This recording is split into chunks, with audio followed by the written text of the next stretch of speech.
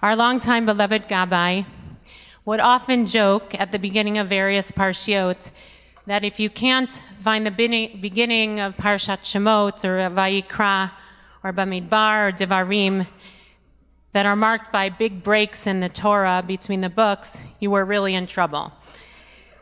And I think it would be fair to say that Parashat Vayechi is a little more challenging. Why? It's called stuma, which means it's closed up or sealed.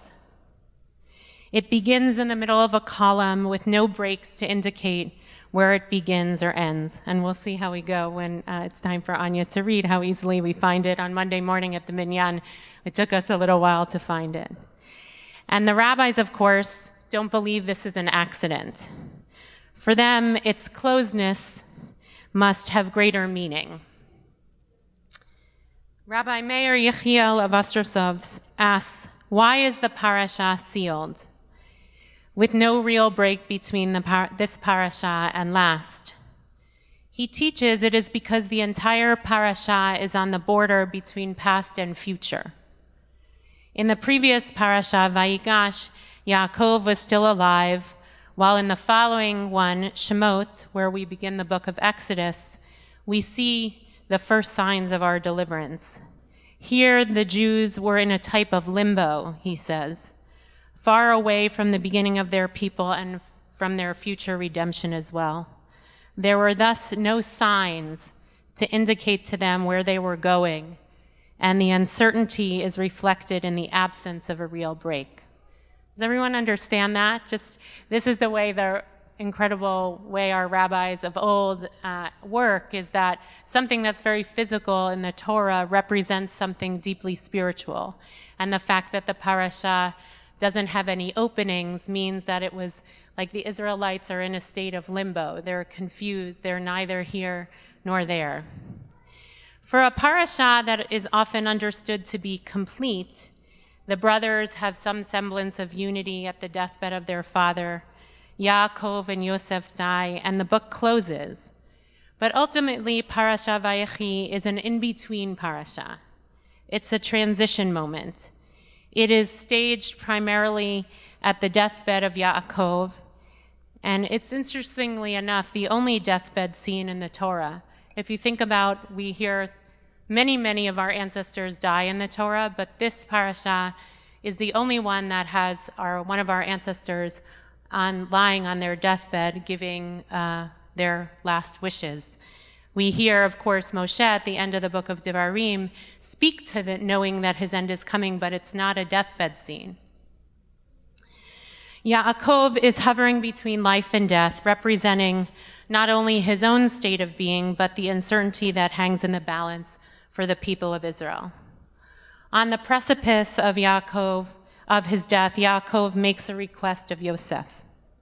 Vayomer lo, im matzati chen be'enecha, sim na yadcha tachat yerechi v'asita imadi chesed ve'emet, al na tikbereni b'mitzrayim. Do me this favor, please. Place your hand under my thigh as a pledge of your steadfast loyalty.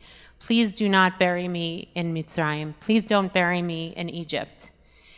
What's translated in English as steadfast loyalty, in the Hebrew actually has a very different sense. It's chesed ve'emet.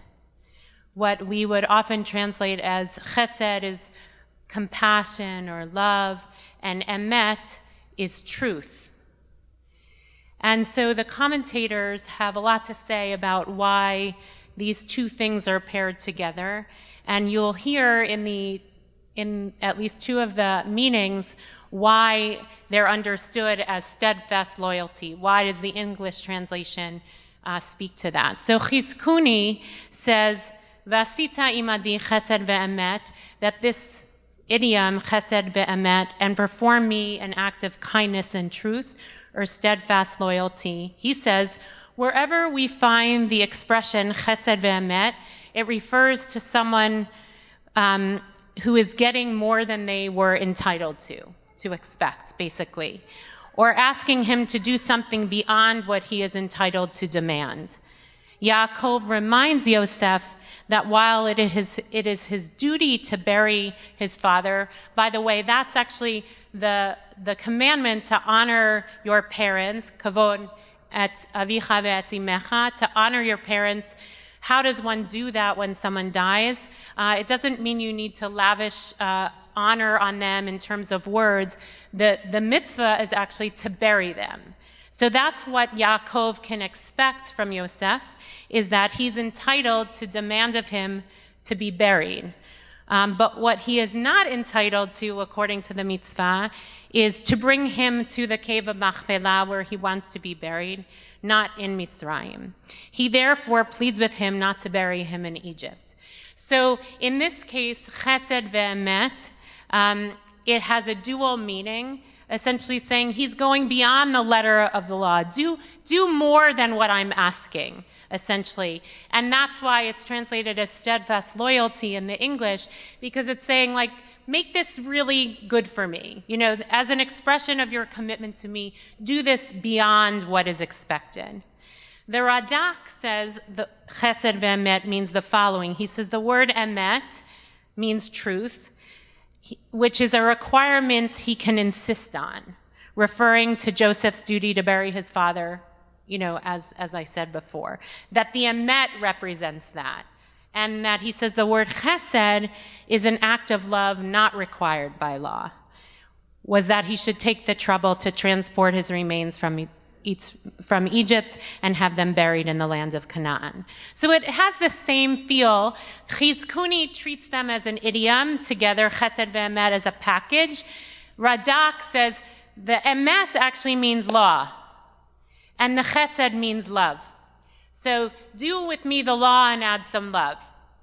And that's where we get the steadfast loyalty again, to say this is beyond, this is what's expected, and this extra infusion of love. And we know, for those of us, I see Nancy is here. Yesterday we buried her beloved Jack Richard, and anytime I do a burial for someone, we speak of the mitzvah of chesed shel emet, the mitzvah of the true act of love that you can give to someone, which is actually the mitzvah to bury them. And the rabbis speak to the power of this mitzvah. It's a true act of love. It's, in fact, regarded in the tradition as the highest mitzvah, because you can't do it for personal gain, because the person who's being buried cannot repay you. Michael Fishbane writes that each of Yaakov's sons, in this case, in Parashat Vayechi, acts as an agent, a shaliach, for this noble mitzvah. That Yaakov asks, in the parasha, first he asks Yosef directly to do this mitzvah for him, but then the entire crew, all the brothers, go up to bury him in Canaan. And Michael Fishbane regards this, that they're the shaliach, they're the shlichim, they're the agents for the mitzvah, basically. And we know that word shaliach. It means both agent and also shlichut is like a mission. We also know shaliach because of the Jewish agency, because the Jewish agency sends shlichim, sends messengers from Israel to come to America to advocate and be a part of our presence in order to teach about Israel. So that's the function of what happens in Parashat Vayechi, that Yaakov asks for this favor. He understands it really as a favor because it's beyond what's expected. And I like the notion that Michael Fishbane sees it as shlichut, that it's a notion of being an agent for the mitzvah and also having a mission, which it essentially, at this moment of his death, Yaakov asks of this for himself, and in many ways, by doing so, he brings the brothers together yet again, because there is some teetering question about whether the brothers are going to stay bound up with one another, given the tsuris that they've experienced for so many years. Interestingly enough, today's Haftarah is another deathbed scene. We don't often speak about the Haftarot, and I'm now in a chavruta with Martha Acklesberg and Judith Plaskow because we're committed to figuring out how to deal with these Haftarot, which are often very complicated. This week's Haftarah is actually the deathbed scene of Melech David, of King David, which is, of course, the perfect companion to this deathbed scene of Yaakov. However, if you read it, and I hope you will when Anya will chant it, it stands in stark contrast to what Yaakov does on his deathbed. With David's life coming to a close and his son, only one of his sons, he has many sons, by the way, some of them are already dead. It's a much more, his family is pretty complicated too. With David's life coming to a close, Shlomo is at his side, the expected king, and King David opens with a pious charge to his son.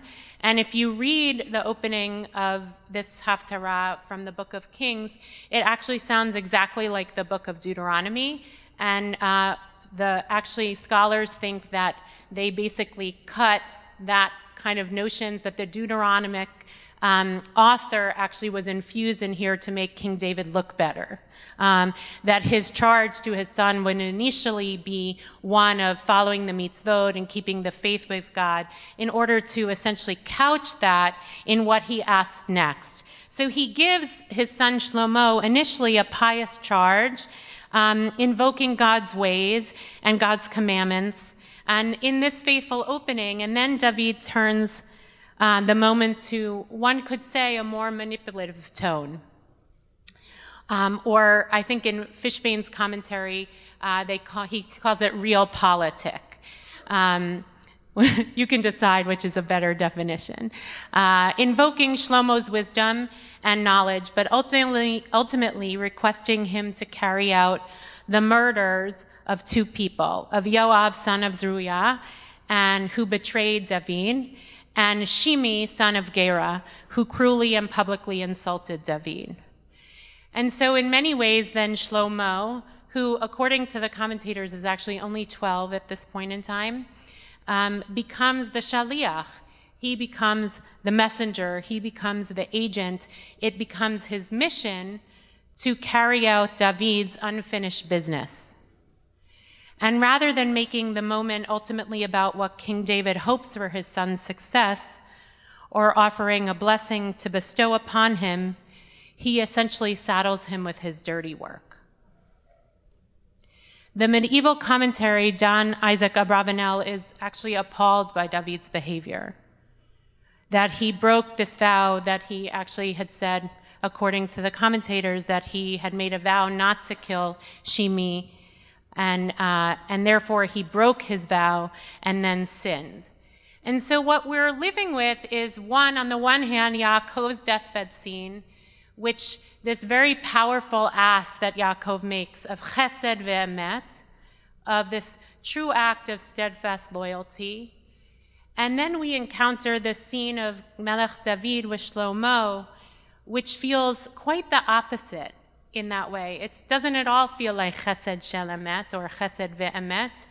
It actually feels like what our ancestors will call a shaliach ledavar avera, that he becomes a shaliach, he becomes a messenger for a sin. That he asks his son to become an agent for a sin, which according to the Talmud in the tractate Kiddushin, you can't become a shaliach for a sin. It's not allowed, it's prohibited. You cannot ask someone to do an avera on your behalf. It's not allowed, in a sense. We can make a shaliach for many things. There are people we often have for gets, like you can make someone be your shaliach, your messenger, to give a divorce document. You can, which is why it's in the tractate Kiddushin. You can make a shaliach, like Yaakov did, to bury them, where you ask people to do things for you, but you're not allowed, according to the tradition, to make someone your agent for a sin. Why? Because that essentially puts a liability on them in many ways. And so that's a very powerful notion. It says, De'ein shaliach ledavar vara. There is no agent for sin. So we're left with these two scenes, and often the Haftarah comes to shed light, you could say, on the Torah portion, or it or updates it, from the Torah period until the time of the prophets, where some of the same issues are at play. In this case, I think it's a very interesting contrast because on the one hand, the stories are pretty much the same kind of story. They're the death of a powerful ruler, much beloved, even if complicated. And the question is, what does it mean to transition from that person? What does it mean to be in limbo? What does it mean to be someone's shaliach? And in many ways, we all experience that in our lives if we're, lucky enough in some ways to have the order of life go, that we live longer than our parents, please God, which is not the case for everyone. But we have this question, I think, all the time. What do we carry forward? What shlichut is ours and what is theirs? And perhaps in many ways our entire lives we're trying to separate from our parents to try to decide what's them and what's me. What is the shlichut that I'm committing to be a chesed ve'emet, to be one of commitment that I have to them, to obligate myself to what is expected of me? And what is the added pleasure if I have the gift of the love of that parent to add more to it? How am I their shaliach? And simultaneously, you could say that often we're dealing with the shlichut of our parents that is very filled with mishagas. Hopefully not as extreme as David's, where we're actually finishing their unfinished business, but mostly it's our own unfinished business that we carry, of what stuff we had with them, where our misses, where we don't understand why they treated us that way or why they said a certain thing.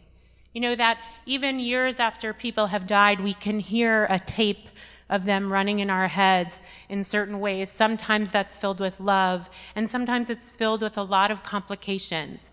And whether we're in therapy trying to struggle through it, or we are just carrying it with us, there's a real question of how are we the agents of what came before us? What is our shlichut specific to us? What is our particular mission? And what is the commitment that we make to those that came before us?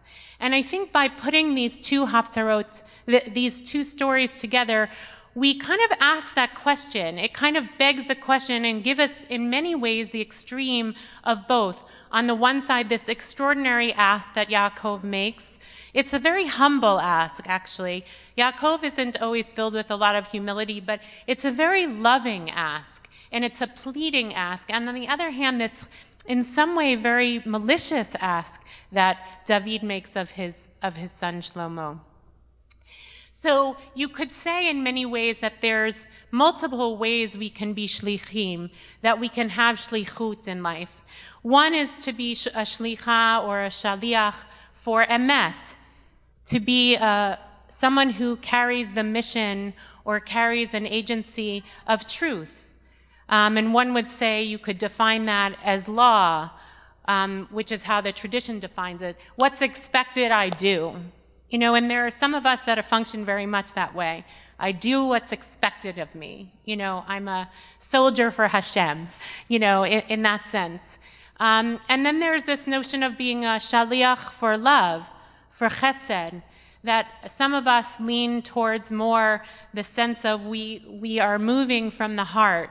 We're always looking to do the beyond, and they're not exclusive of one another, of course, because then the tradition puts them together and says that ultimately means this above and beyond, the steadfast loyalty notion.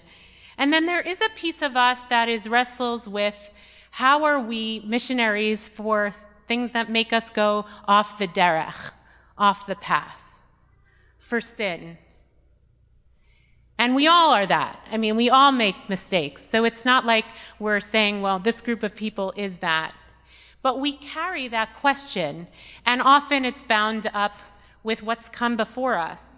We're programmed in certain ways. We have certain hurts that we act out. Of course, we know those stories. For people who were abused, they often abuse, that it carries on from one generation to the next for those very reasons. And what I would say is a huge question of how we live is like, how do we discern our own shlichut from those that came before us, or from the expectations that have been hoisted on us? And how do we discern that? But of course, these two stories are not only stories about unique individual people, they're also political stories. Yaakov is not just the father of 12 sons and one daughter, which Anya will speak about. He's also the father of the nation of 12 tribes, and his blessings, or so-called blessings at the end of the parasha, are meant to kind of set a stage moving forward in the same way that Melech David is not just a man, he's the king of the nation and a political entity. And what I was really feeling deeply in studying the parasha in relationship with the Haftarah is the complications of what steadfast loyalty sometimes does to us. With our loyalty, sometimes it makes us sin. That when one has such steadfast loyalty to someone or something, like Shlomo does in this case, we actually lose our ability sometimes to see whether there's an Aveira or not, if there is a sin or not. We know that's true in families. Sometimes when we're loyal to people, we don't want to release things about who they are. We know that's true in communities, when loyalties to communities overtake or hush certain things that should be revealed but are not. And we know that's true in countries, when people submit in loyalty with nationalism, basically, at the expense of what will become, because people don't want to go against the law or the nation. And I want to say, I think, in reading this parasha, I feel deeply worried for the Jewish people on that note, that such a huge part of our story as a Jewish people is steadfast loyalty, not only to our people, but also to the land and the people of Israel and the state of Israel. And in that loyalty, actually more in America than in Israel itself, any criticism or concern that there are aveirot being committed, sins being committed, then become disloyal. Anyone who speaks out, we've certainly experienced I've certainly experienced a lot of accusations about disloyalty to the state of Israel for criticizing her, even though I deeply love her. I've spent years of my life living there and being there and traveling there and friends there. But right now, what Israel doesn't need is our steadfast loyalty. The government of Israel does not need our steadfast loyalty. The government of Israel needs our criticism. It needs us to recognize that we do not want to be shlichim for aveirot. We do not want to be messengers for sin.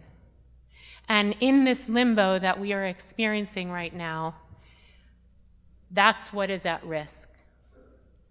What's at risk is a country that is trying to suppress the rule of law of emet. The Supreme Court, the High Justice is trying to suppress the role that the Supreme Court plays in the country, so that emet will go away and protection will go away. There's also a suppression of chesed, a suppression of compassion and love. because there's only one way people are thinking about what does it mean to be a Jew, or what does it mean to love. LGBTQ folks are really at risk right now in Israel. We, liberal Jews, are at risk in Israel right now because someday down the pike, not too long from now, it could be that our conversions will not be accepted in the state of Israel, which has not been the case for all these years since 1948. What's at risk is also the love of the stranger and the neighbor. The Arab citizens of Israel, Palestinians in Israel, are deeply at risk. Not that they have not already been at risk for decades, but even the more so, and all the more so in the territories. A racist, triumphalist man who's been charged with crimes is now in charge of the security and border police.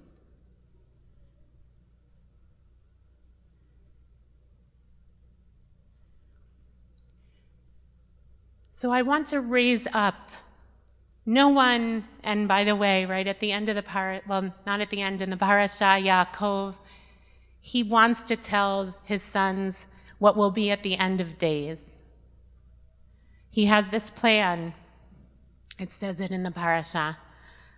He gathers his sons, he says, I want to tell you what's going to be at the end of days.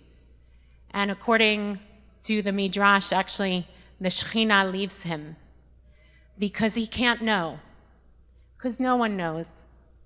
No, I can't tell you what's going to be in 5 years or 6 months. No one is a prophet in that sense or can predict what will be in the future. But I do want to ask this favor, this plea,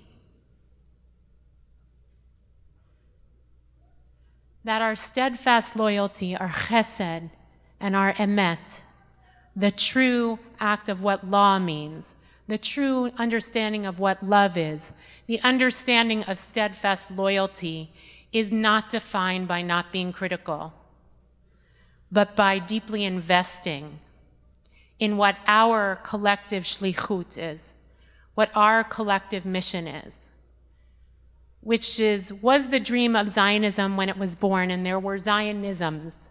There wasn't one version of Zionism. There were many, actually.